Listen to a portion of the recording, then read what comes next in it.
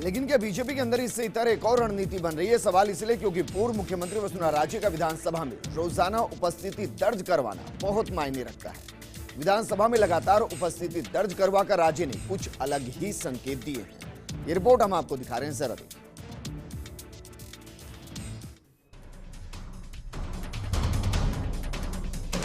राजस्थान के पूर्व मुख्यमंत्री और बीजेपी के राष्ट्रीय उपाध्यक्ष वसुंधरा राजे ने 18 जनवरी को भी विधानसभा में विधायक के नाते अपनी उपस्थिति दर्ज करवाई।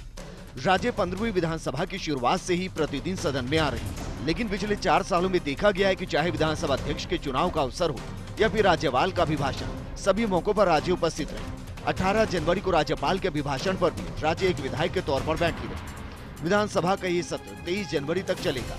राजे की विधानसभा में लगातार उपस्थिति राजनीतिक दृष्टि से मायने रखती है।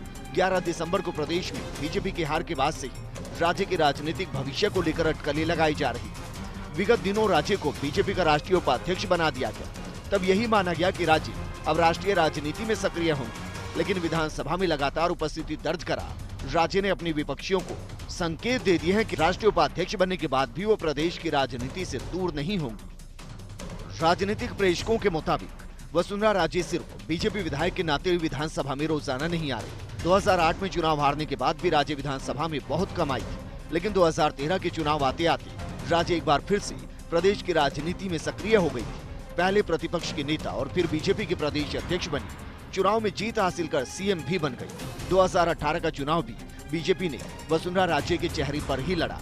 हालांकि एक बार बीजेपी और एक बार कांग्रेस के राज के चलते बीजेपी ने प्रदेश में सत्ता गंवा दी।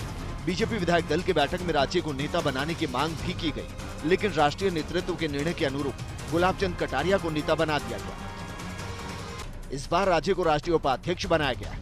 अब देखना होगा कि विधानसभा सत्र के बाद वसुंधरा राजे राष्ट्रीय राजनीति में सक्रिय होती है या फिर प्रदेश की राजनीति में अपनी सक्रियता बनाए रखती है। अलबत्ता रोजाना विधानसभा में उपस्थिति दर्ज कराकर राजे ने संकेत तो दे दिए कि उनका जुड़ाव प्रदेश की राजनीति से ही रहेगा।